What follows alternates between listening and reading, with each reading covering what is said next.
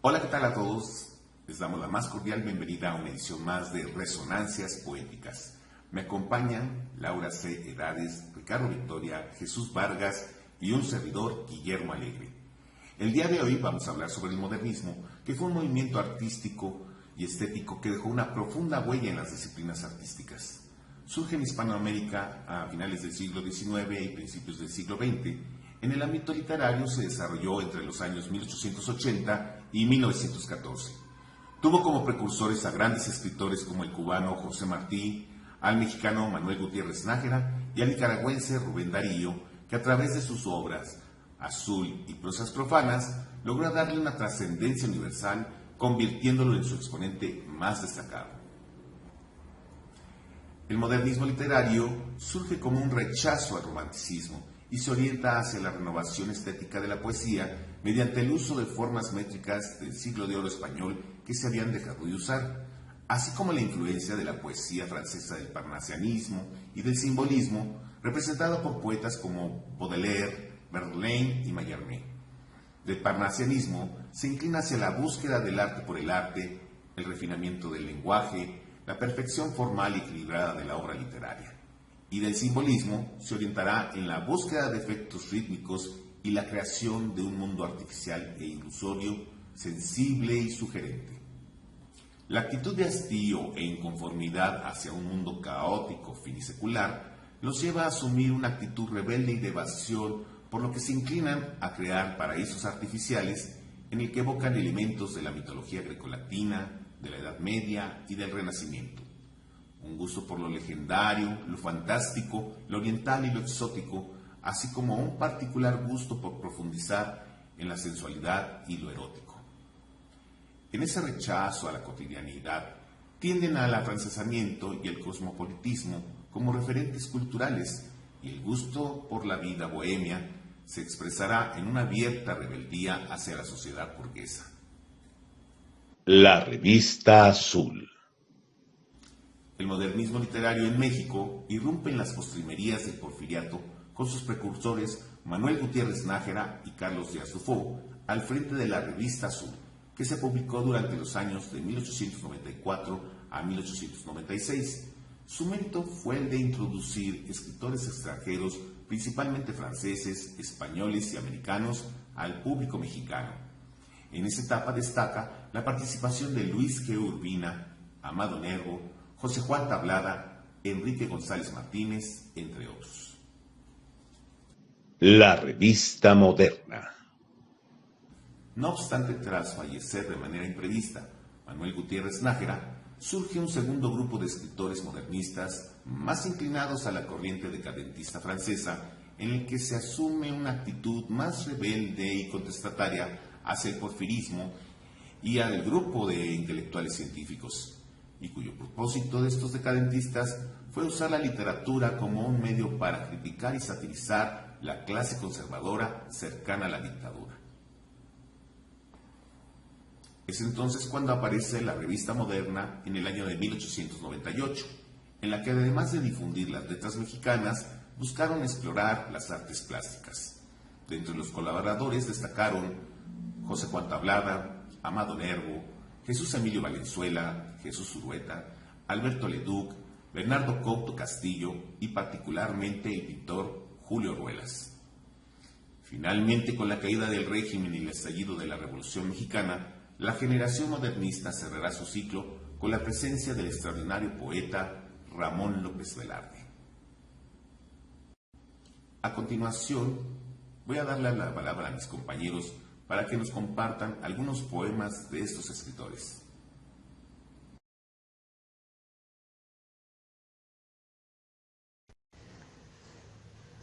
José Amado Ruiz de Nervo nació en Tepic, Nayarit, en el año de 1870 y murió en Montevideo en 1919. Este poeta mexicano hizo sus primeros estudios en el Colegio de Jacob, pasando después al Seminario de Zamora en el estado de Michoacán, donde permaneció desde 1886 hasta 1891. Los problemas económicos que atenazaron a su familia, un lugar de clase media venida menos, le forzaron a dejar inconclusos sus estudios eclesiásticos, sin que pueda descartarse por completo la idea de que también fue una decisión de él, influida por sus inclinaciones.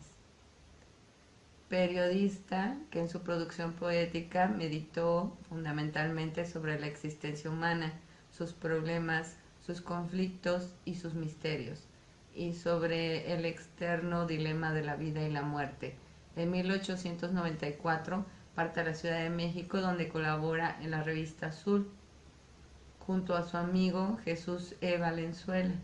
Fundó la revista Moderna, y en estas dos publicaciones fueron el resultado de unas ansias e impulsos modernistas que aparecieron en esa época en todos los rincones de la América literaria y artística. En 1900 el diario El Imparcial lo envió como corresponsal a la Exposición Universal de París, donde residiría durante 2 años. Entabló allí conocimientos de amistad con grandes poetas, uno de ellos Rubén Darío, poeta nicaragüense. Se relacionó también con el grupo de literatos y artistas parnasanos y modernistas, completando de este modo su formación literaria.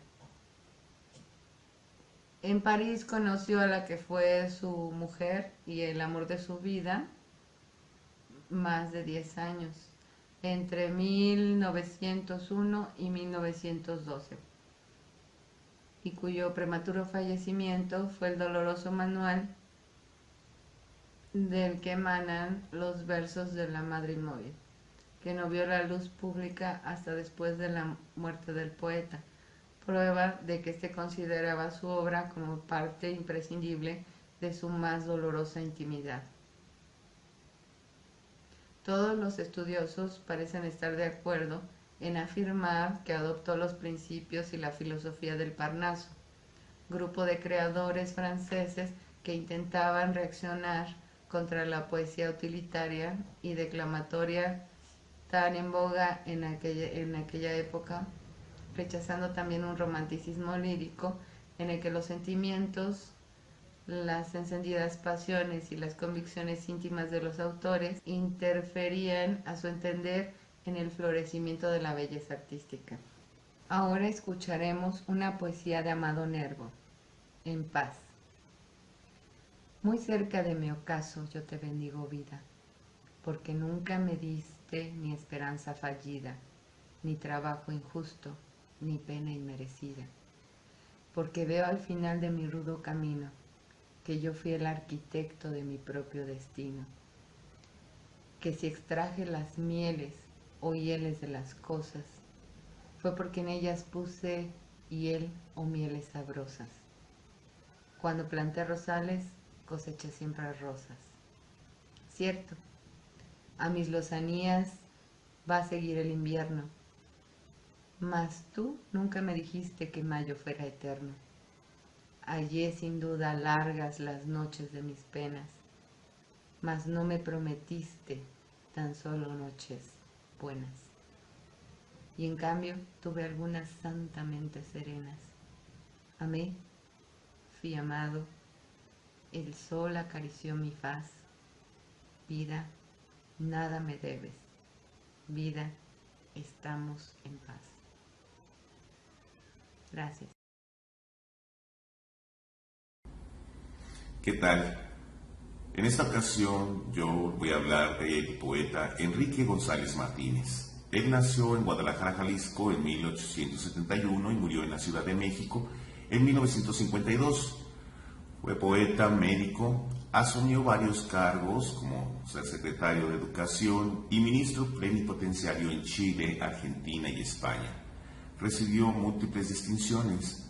Fue propuesto incluso para el Premio Nobel de Literatura. Miembro de la Academia Mexicana de la Lengua, fundó la revista Argos en 1912 y la revista Pegaso en 1917, esta última con la colaboración de Ramón López Velarde y Efrén Rebolledo. En sus poemas se revela la influencia del modernismo, escuela que por entonces ya comenzaba su declive. A esta época pertenecen sus obras Preludios, Lirismos, Silenter. Pero con la aparición de Los Senderos Ocultos en 1911, marca la ruptura del autor con la corriente modernista y abre la puerta hacia una nueva sensibilidad poética más acorde con los tiempos y la aparición de las vanguardias. Su rechazo al modernismo lo ejemplifica en el célebre soneto Tuércele el cuello al cisne. A continuación, les voy a compartir el poema Vienes a mí. Vienes a mí, te acercas y te anuncias, con tan leve rumor que mi reposo no turbas, y es un canto milagroso cada una de las frases que pronuncias. Vienes a mí, no tiemblas, no vacilas, y hay al mirarnos atracción tan fuerte que lo olvidamos todo, vida y muerte, suspensos en la luz de tus pupilas. Y mi vida penetras y te siento tan cerca de mi propio pensamiento, y hay en la posesión tan honda calma que interrogo al misterio en que me abismo, si somos dos reflejos de un ser mismo, la doble encarnación de una sola alma. Gracias.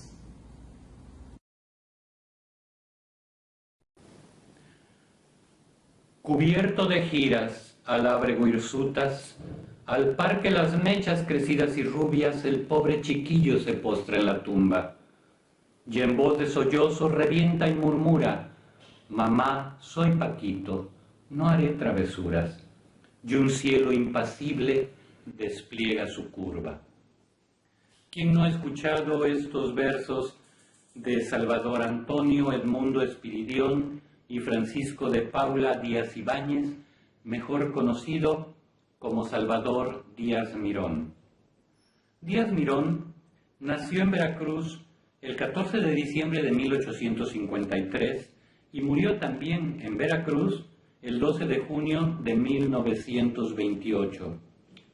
Carlos Monsiváis escribió en el libro La poesía mexicana del siglo XX, cito: Salvador Díaz Mirón, Manuel José Otón, Manuel Gutiérrez Nájera, Luis G. Urbina, Amado Nervo y Juan de Dios Peza fueron los más idóneos representantes espirituales del porfiriato.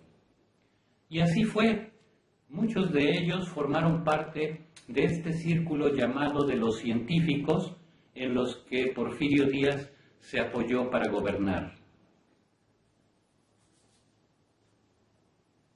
Salvador Díaz Mirón pasa por varias etapas en su vida. Fue un escritor, literato, periodista, político, de joven todavía con el ímpetu del romanticismo, y más adelante va a buscar en su literatura una manera de expresarse más cercana a la poética del modernismo.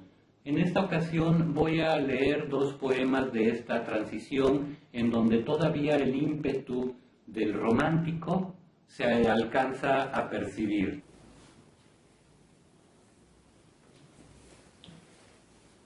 Asonancias. Sabed los soberanos y vasallos, próceres y mendigos, nadie tendrá derecho a lo superfluo mientras alguien carezca de lo estricto. Lo que llamamos caridad y ahora es solo un móvil íntimo, será en el porvenir lejano o próximo el resultado del deber escrito. Y la equidad se sentará en el trono de que huye el egoísmo, y a la ley del embudo que hoy impera sucederá la ley del equilibrio. La siguiente, Espinelas, tiene una estructura poética que conocemos como décimas y que en el estado de Veracruz se utiliza mucho para la construcción de las canciones, ya sea en sones o en guapangos. Inclusive hay duelos, hay competencia entre versistas que utilizan estas estructuras. Que como el perro que lame la mano de su señor, El miedo ablanda el rigor con el llanto que derrame, que la ignorancia reclame al cielo el bien que le falta. Yo, con la frente muy alta, cual retando al rayo a herirme, soportaré sin rendirme la tempestad que me asalta. No esperes en tu piedad que lo inflexible se tuerza. Yo seré esclavo por fuerza, pero no por voluntad. Mi indomable vanidad no se aviene a ruin papel. Humillarme ni ante aquel que enciende y apaga el día. Si yo fuera ángel sería el soberbio ángel Luzbel. El hombre de corazón nunca cede a la malicia. No hay más Dios que la justicia, ni más ley que la razón. Sujetarme a la presión del levita o del escriba, doblegar la frente altiva ante torpes soberanos. Yo no acepto a los tiranos, ni aquí abajo, ni allá arriba. Gracias. Hola, ¿qué tal? Pues nuevamente su amigo Ricardo. Hoy voy a comentarles sobre un autor modernista de manera importante para este movimiento. Su nombre es Manuel Gutiérrez Nájera. Él nace en la Ciudad de México en 1859 y muere en 1895. Manuel Gutiérrez Nájera pasó toda su vida en la Ciudad de México, solo breves visitas a la ciudad de Querétaro y Veracruz, y alguna temporada en una hacienda familiar en Puebla. Este entorno, el contacto precisamente con esta hacienda, pues le ayuda para poder escribir su obra o su cuento, su narrativa de nombre La Mañanita de San Juan. Gutiérrez Nájera cultivó diversos géneros literarios, en prosa y en verso, y presagió en su estética y en su obra a la primera generación modernista. Influido por el marcado afrancesamiento de su ciudad, se inspiró en Paul Barnier, Teófilo Gautier y Alfred de Musset, aunque también admiró a Gustavo Adolfo Bécquer y a los místicos españoles Fray Ruiz de León, Santa Teresa de Jesús y San Juan de la Cruz. En su madurez, se inclinó por los parnasianos, el simbolismo y el modernismo, el cual empezó a difundirse desde 1894 a través de la publicación de Azul, revista clave del movimiento liderado por Rubén Darío. Desgraciadamente, el poeta falleció apenas un año después, a los 36 años de edad. Entre las obras de Manuel Gutiérrez Nájera destacan el poema La Duquesa de Job y las colecciones de relatos breves, Cuentos Frágiles en 1883 y Cuentos de Color de Humo en 1894.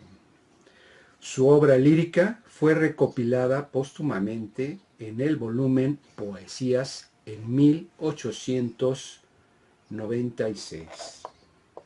Pues bien, de este autor vamos a escuchar con mucha atención el poema que lleva como título Para entonces. Quiero morir cuando decline el día, en el altamar y con la cara al cielo, donde parezca sueños la agonía y el alma un ave que retoma el vuelo. No escuchar en los últimos instantes, ya con el cielo y con el mar a solas, más voces ni plegarias sollozantes que el majestuoso tumbo de las olas. Morir cuando la luz triste retira sus áureas redes de la onda verde y ser como ese sol que lento expira, algo muy luminoso que se pierde. Morir, y joven, antes que destruya el tiempo, aleve la gentil corona, cuando la vida dice aún, soy tuya, aunque sepamos bien que nos traiciona. Bien, pues espero que les haya gustado este poema. Pues los dejo, muchas gracias y continuamos el programa. Hasta luego. Dentro de los temas y recursos estilísticos que los modernistas emplearon para sus creaciones poéticas, podemos destacar los siguientes. Crean mundos idealizados mediante la evocación de regiones exóticas y lugares idealizados, épocas remotas y personajes mitológicos y legendarios. La insatisfacción existencial del poeta la expresa a través de su intimidad y habla del amor y la melancolía. Los ambientes parisinos son el reflejo de la modernidad y del progreso, del buen gusto, de la moda y la vida bohemia sin ataduras ni responsabilidades. En la búsqueda de la belleza y la elegancia del lenguaje poético, se cultiva un vocabulario sugerente, sonoro y colorista, incorporando neologismos, cultismos, arcaísmos, expresiones francesas e inglesas. Se emplea el símbolo para sintetizar conceptos, por ejemplo, el color azul representa lo celeste y el ensueño, el cisne simboliza la belleza y la sensualidad, a la vez que representa la pureza de lo espiritual.